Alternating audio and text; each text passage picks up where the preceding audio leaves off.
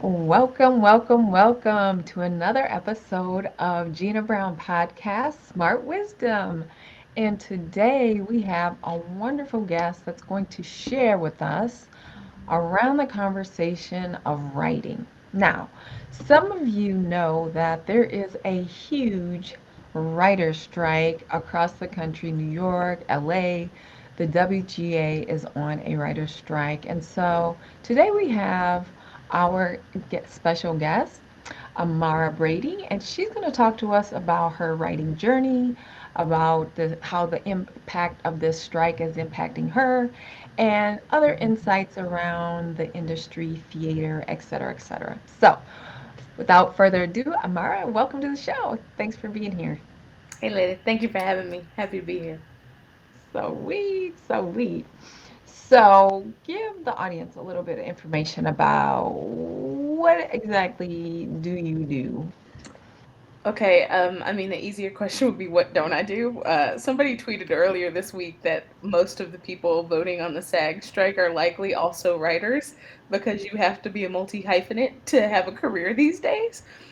So I am a writer, actor, producer person. I also dramaturg other people's works, which means I help them find the plot holes and help them brainstorm ways to fill it.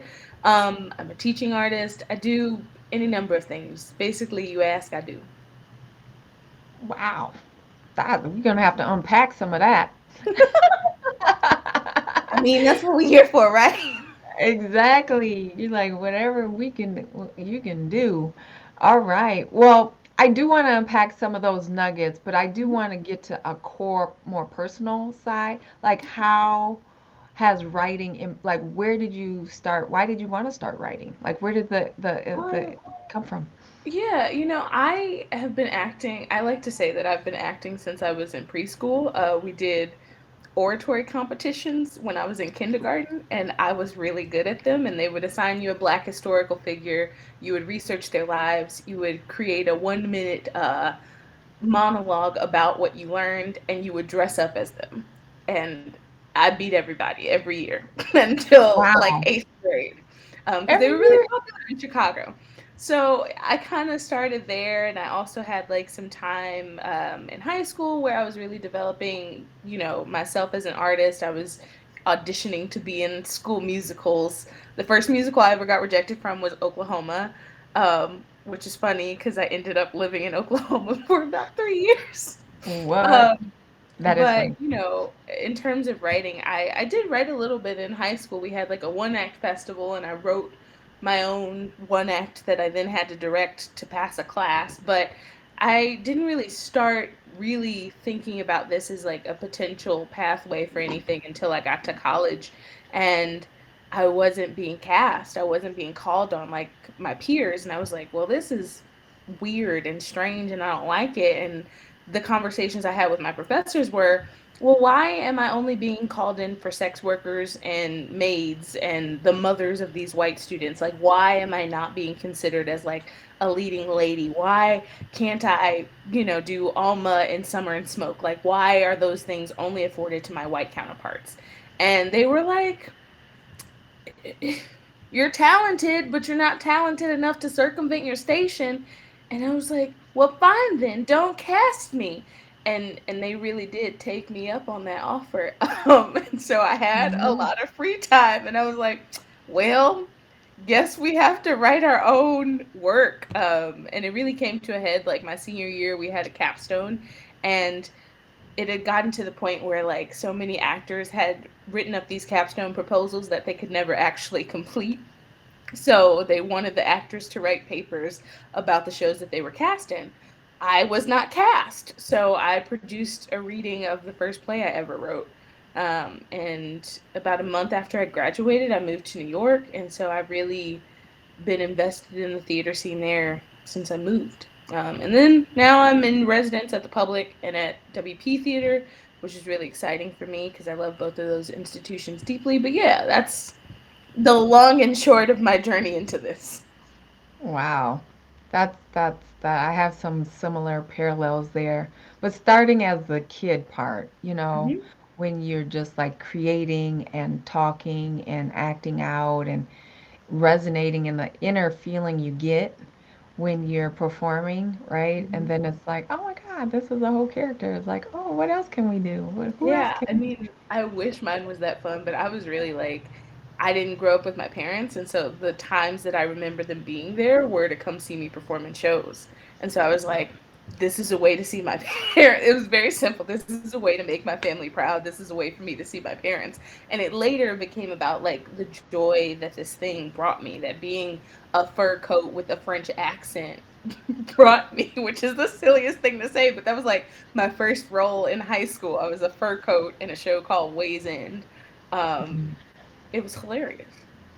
I see it as glamorous though. No? Oh no, I loved it. I ate that up because I was Okay. like, I'm just here in this dress and this fur coat with this terrible French accent, and I'm having the time of my life, and these people are laughing like I'm making them feel a thing, and I can tell that I'm making them feel the thing because they're giving me something. They're laughing. They are. It's reciprocal, and I think that that's a really wonderful part of what we do. Wow. Wow. Wow. And also to bring your family together, Yeah, right? They came to yeah. see you. That's special. I mean, my dad did fall asleep. I was like 19 in Spring Awakening, and he was asleep in the front row, and I was like, "You got to go to the back, man." He didn't snore. He does. He has sleep Oh, apnea, so he did snore. Yeah, oh boy. it was rough. The My castmates came back during like before intermission, and they were like, "There's this man. It's a I don't know if you know Spring Awakening, but it's a rock musical." And so they would be like, "I was singing." Excuse my language, but the B word of living, which is the name of the song, and they were like, "I was singing it directly to him, and he didn't move." And so I texted my mom at intermission, and I was like, "You have to move now."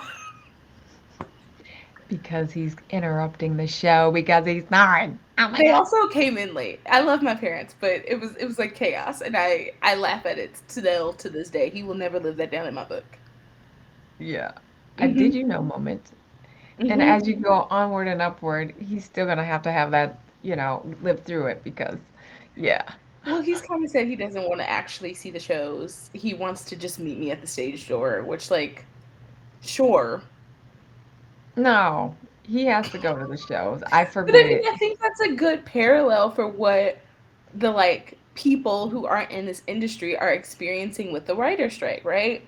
This idea that like we just kind of make these things out of thin air and it's not really that hard because it's so much fun and because we love it.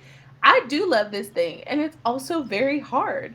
And rewriting is incredibly difficult. Like rewriting is such a big part of writing. It's such I think that that is a part of what makes me a writer is the fact that I have to rewrite because rewriting forces you to be intentional about what you're putting on the page in a way that like first drafts do not. The purpose of a first draft is to get the thought out. And so I think about that a lot. I think about the parallels of like the people in our lives who don't understand what we do, but they want to support us as best they can. But there's also just this massive disconnect about what's going on. I've explained to a lot of people what the three big points of the writer strike are. Well, And you it's should very explain interesting. those right now. Tell us those three. Oh, okay. Yeah. So one of the big things is artificial intelligence. Almost every major studio at this point has some chat GPT function of their own that they have hired other writers to train to write scripts on their behalf. And the WGA is asking, we're not going to do this. And AMTPM is like, how about we revisit every quarter? And that's just not going to be useful because they just want to replace humans with computers, which is really weird. The other piece is residuals from streaming services. So the rates for network television were much higher, and the rates for streaming services are just kind of abysmal. Like some people have talked about how they got $7,000 for a show that was on network television, and that same show that is now on streaming gave them $7. And so a lot of people talk about the experience of like residuals were the thing that would support your lifestyle while you waited for the next job to happen. And if residuals are $7 in this economy, well, we're all a little bit screwed now, aren't we? You can barely buy a loaf of bread. Can't Barely. I don't Can you? Can we even buy a carton of eggs with $7 these days? I'm not sure. And then the third piece is the mini rooms, which a lot of streaming services are purchasing shows and then saying, well, we haven't decided yet if we actually want to do the shows. So can we hire, you know, four people where the room would normally be eight? Can we hire four people to do the thing? Excuse me. Hi. In a minute. So sorry. um, I love it. can we It's hire four people to do a job that we would normally have eight people do? Write up a series of like scripts and then tell them we'll think about producing the show later, but we're not going to actually pay you for the work that you did in the mini rooms.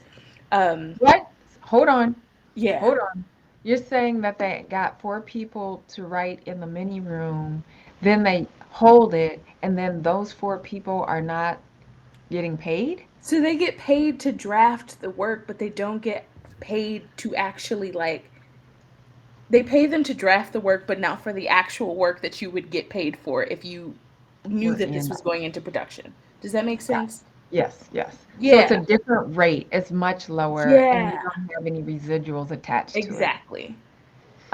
So like pennies on the dollar to produce more work than you would in a regular sized writer's room with the amount of time. Because that's the other part of it. The mini rooms are a truncated amount of time. It's a lot shorter, and there are a lot fewer people in the room.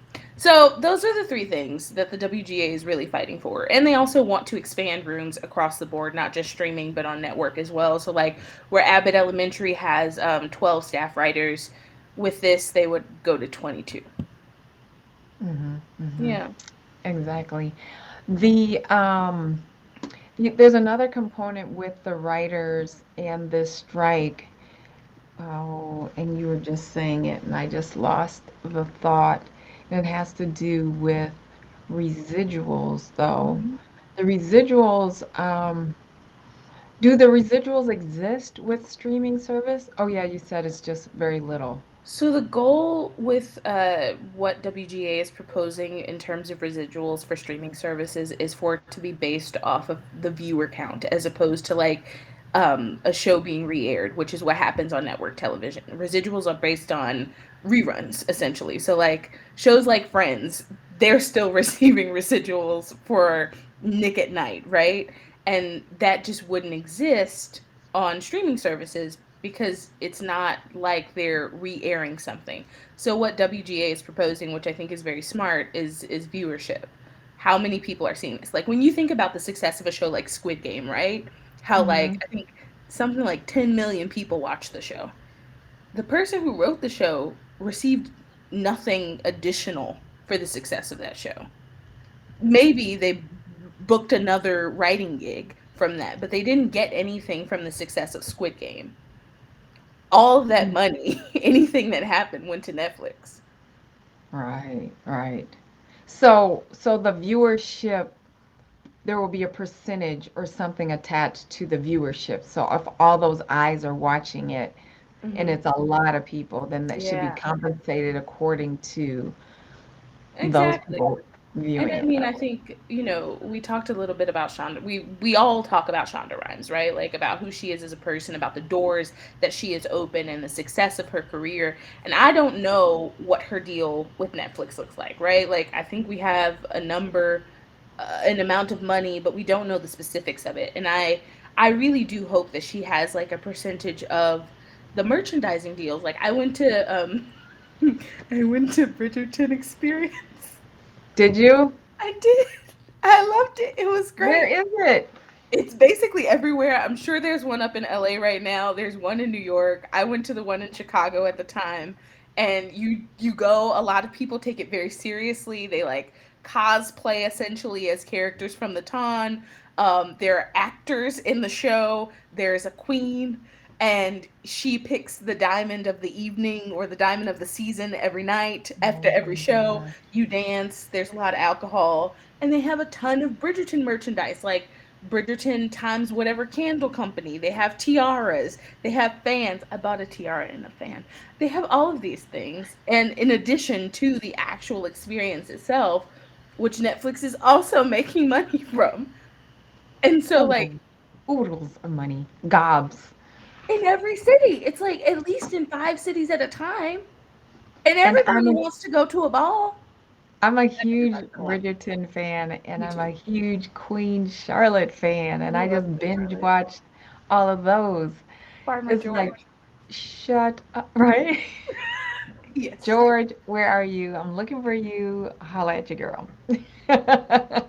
No, I do. I love period pieces, and I think like I think part of the reason Bridgerton is so successful, and the other part is this, right?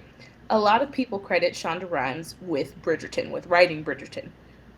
She's not in charge of Bridgerton. There's a white man, Chris, I forget his last name, but he is the showrunner for that show.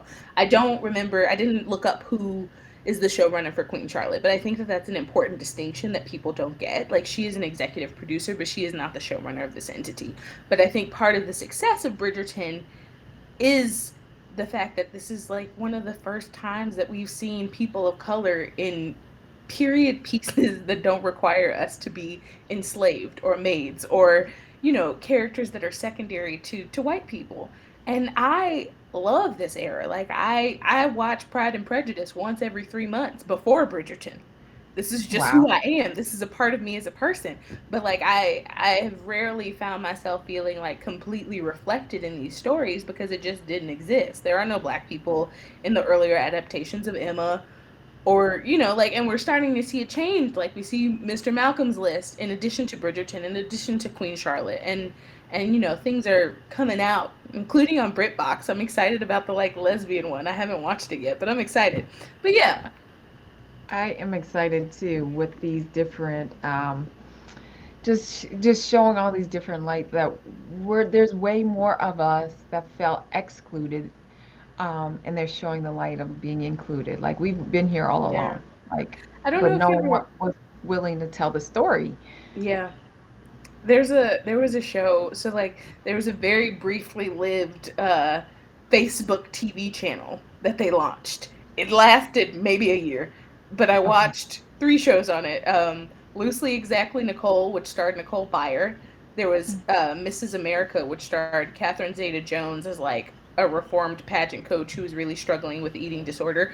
And then the last one was Black Girl Big Dress, which is actually, the 2 seasons are still on YouTube. I recently went back and rewatched the whole thing, but it was about a black woman who cosplayed in like, I don't want to call it antebellum South time period, but that's kind of the era that her clothes look like the 1800s, and how ostracized she felt from like people in the black community because they made fun of her, but also like how different she felt in spaces with other cosplayers who were like, "You're black.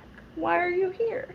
And so that was kind of an early like version of seeing myself reflected in somebody who was also really into this particular era, which like the 1800s are not my shtick. I don't like the 1800s. I like a little bit before. But yes. Oh, before 1750. I mean, Seven- Queen Charlotte is in like the 1700s, right? So like I do like that one. And I get no, I think Pride and Prejudice is still in like the 1600s, but I'm not positive. That's more of Mhm, the era that I like really mhm, love when we're talking about period. mhm, mhm. Yeah, it's an interesting thing as an actor, though. Those costumes weigh a ton. So Hmm. that's an interesting thing, but And the they look corsets so. don't help anybody. The horses? The corsets, but The also course. the Oh, horses. yeah. Riding the horses in the corsets is also its own brand of what's going on. What is really going on? Oh my gosh. Oh my God, that was great. That was great. You hit on some really powerful nuggets. And where do you see yourself? Where's your writer journey? Where would you ultimately like to see if you had that magic wand of writing and It's you could? changing because I think for a long time I was like, I really want HBO to give me an overall deal. And then HBO started dropping everybody's shows off of the streaming platform, and I was like, maybe I don't. Maybe that's not what I want to happen. And I have a like couple friends who have overall deals, and it's very interesting to watch the stress of it, the chaos of it, which I think is a part of why I love what we do, because nothing is like, there's not a day where I feel like I've done the same thing, and I really appreciate that. I don't really like monotony, and so I appreciate that about the field. Um, I think that maybe a first look deal would be nice, so that Mm-hmm. they get like essentially first right of refusal against the work, but I don't ultimately have to house the work with them if I feel like it's the wrong place. Like, I Mm-hmm. think a lot about Michaela Coel. I love her by heart. And I think about, her turning down the deal with Netflix to go to HBO because HBO would allow her more creative control than Netflix did.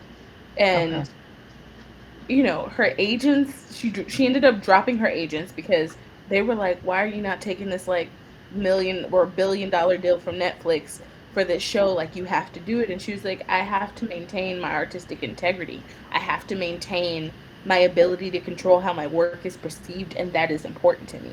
And Mm-hmm. so I think that that has become really interesting to me, like the idea of being able to maintain some form of ownership of your work is very important to me, and it's something that I would like to grow into, because I know that, again, the people that they really let own their work are people like Shonda Rhimes.